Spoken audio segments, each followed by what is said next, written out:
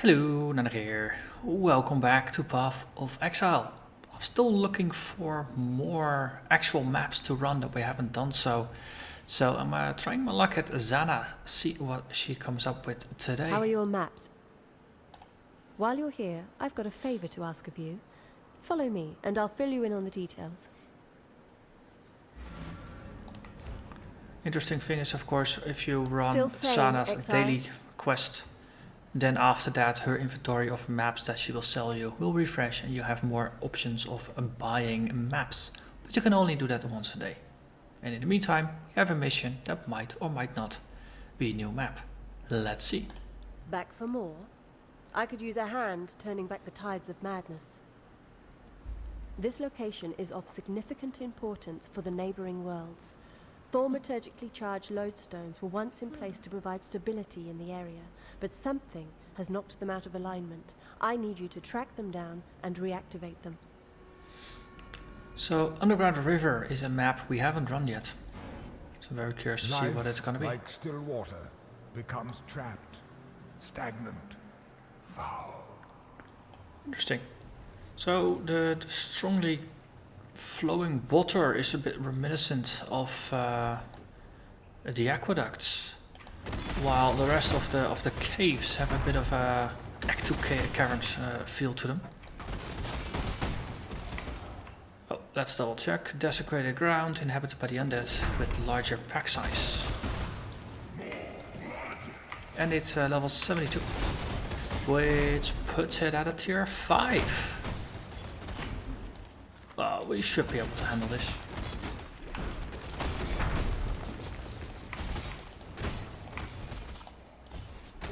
So far, no branching. I definitely hope that is something that will continue.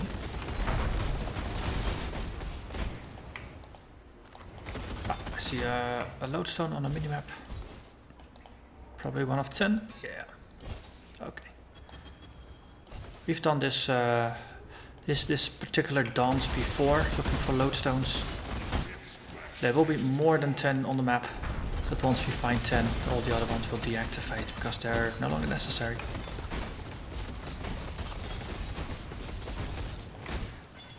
But this is interesting playthrough, especially because this is just only undead. Order of the Frozen Sky. Nice, we killed them all before their second wave. So a lot of the necromancers means there's gonna be a lot of cursing. I don't particularly like getting cursed, so I do have my Let's Break Curses button, pushing it rather often.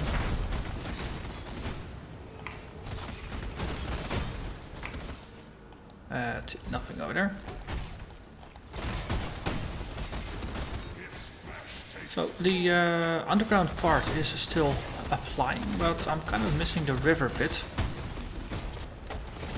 I wonder if that's just a temporary thing, or if the river at the start was all the river we're gonna see today.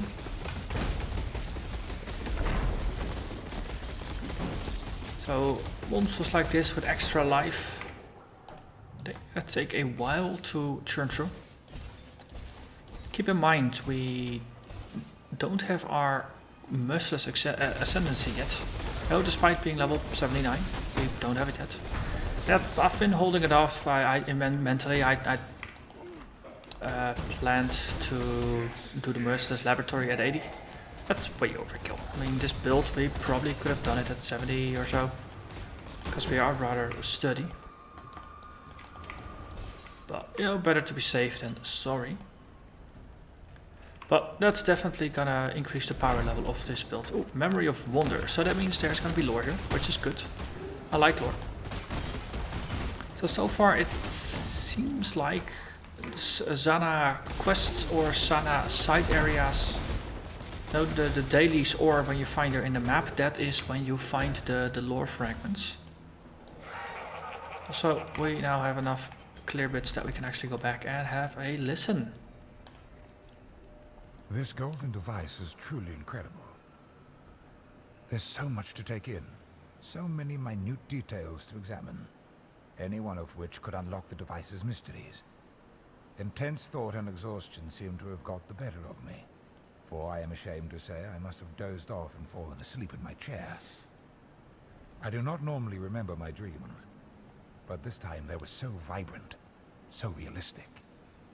One moment I was walking in a verdant field of flowers, whose aromas wafted sweetly through the warm air. The next I stood on a towering mountain peak, high above the clouds, harsh winds buffeting my back. It all melded together, yet felt so real. I don't even remember waking, but I must have done, since I clearly recall showing my daughter a map of Theopolis, while still trying to shake the events of the day out of my head. Tonight, I fear, may be yet another restless night. Okay. Dreams which felt very vivid. Yet another piece of the puzzle. They're doing a good job, just slowly teasing out hints of the background of the Shaper. At least at this point, I'm still assuming this is the Shaper lore, because no, we're going after the Shaper's memory fragments. It doesn't seem like a stretch to call those Shaper things.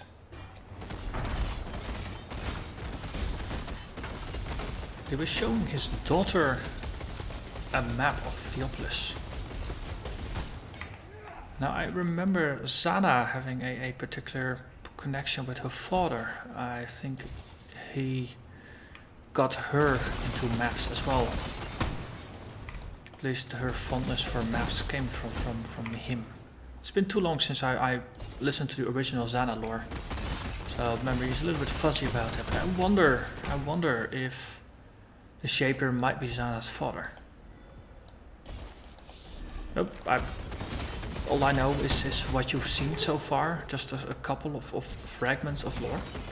So I'm really just tying together loose bits without any strong logical chain of evidence, but it's just a working theory.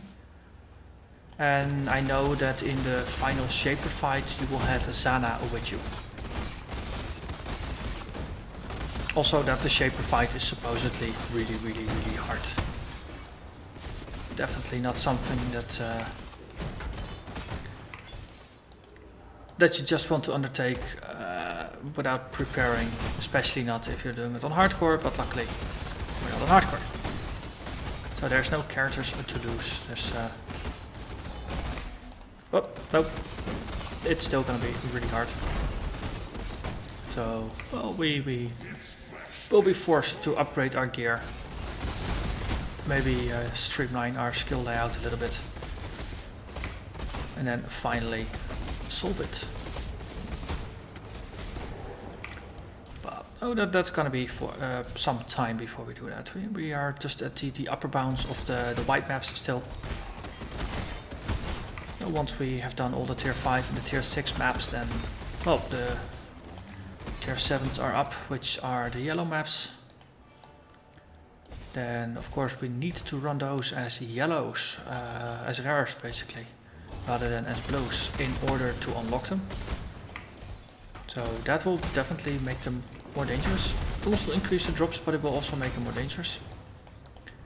And that is gonna get us a lot more maps, because as far as I know, the early game, the white maps, there's like 1 or 2 maps of every tier, but they intentionally kept the amount of maps per tier lower. As far as I understand, in the middle part, the yellow maps, that's where they widened things a little bit. So there's gonna be more maps. Path of Exile, that's a rogue exile. Blue. Goodbye. But there's going to be more maps per tier, so progression through the tiers is going to be slower, because there's just going to be more tiers to progress through. So let's put down a totem. So a situation like this is where multi-strike is at a slight disadvantage, because we do 1 hit on the guy that we want to hit and 2 at the immortal minions. And we just hit 80. which is good, because then we will... next run is gonna be the labyrinth. Get ourselves a bit more power. And at some point I'll have to upgrade my gear a bit. I'm wondering if it's... no, it is possible to still get a set of Rigwald's sword and axe.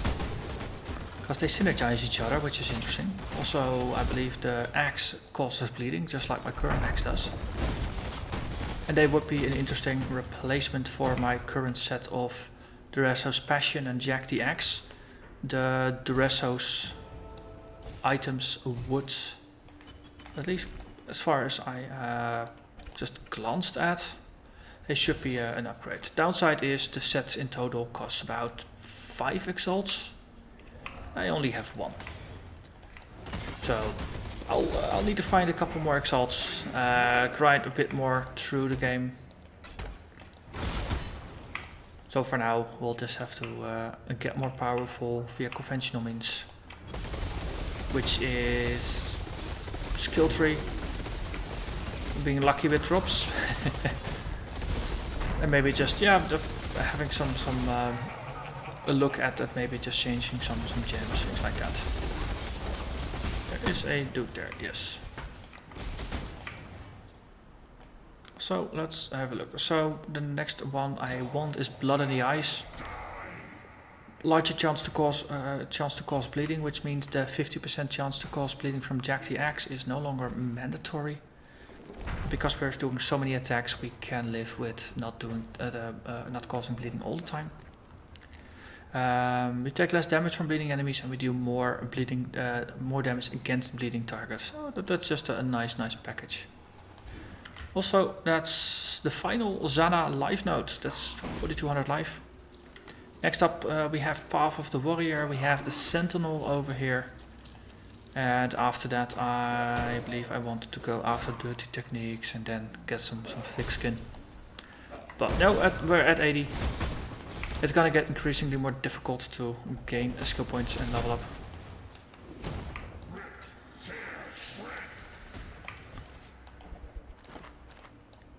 So by the time we get a lot of those things, we'll be in our 90s. So, Arena O'Clock. What's gonna be at the end of the Underground River? Who is the boss here? Let's hide items for a bit. Ah, it's that fell. It's the drop bear. The plummeting Ursa. Ah, there. It enrages and it resists fire. Well, the totem down, that's gonna help us do a little bit more damage.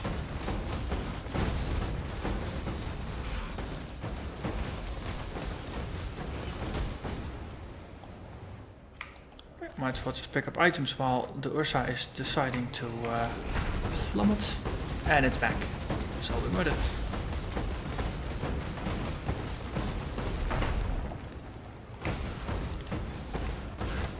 Hello, plummeting Ursa.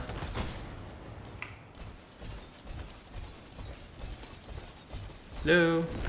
Yes. I keep forgetting that I have a silver flask, which gets us 40% increased damage. Okay, so no map drops here at all. That's unfortunate. But we got lore, and that is what we came for. I think we're on the brink of a breakthrough. She should have been a therapist. And that was it. So let's see, can we purchase burial chambers? Yep, that's one of the maps we want. Primordial pool, that's one of the other ones, isn't it? Yes, burial chambers and Learn primordial pool. new. Nice. And there's a dunes here. Quarry, racecourse. Oh, we got 2 for now. That's enough, I would say. So put those in the list of maps to run soonish. And everything else is just a bonus. So, I would say this was a pretty good run. We ran a map we haven't done before, which is from, well, somewhere on the map. Just a random bonus. We got a lore fragment and now we have 2 maps to run, which I didn't succeed in by just running regular maps. So, all in all, win-win. So, as always, thank you very much for watching. And I'll see you again next time when we do the labyrinth. Bye bye.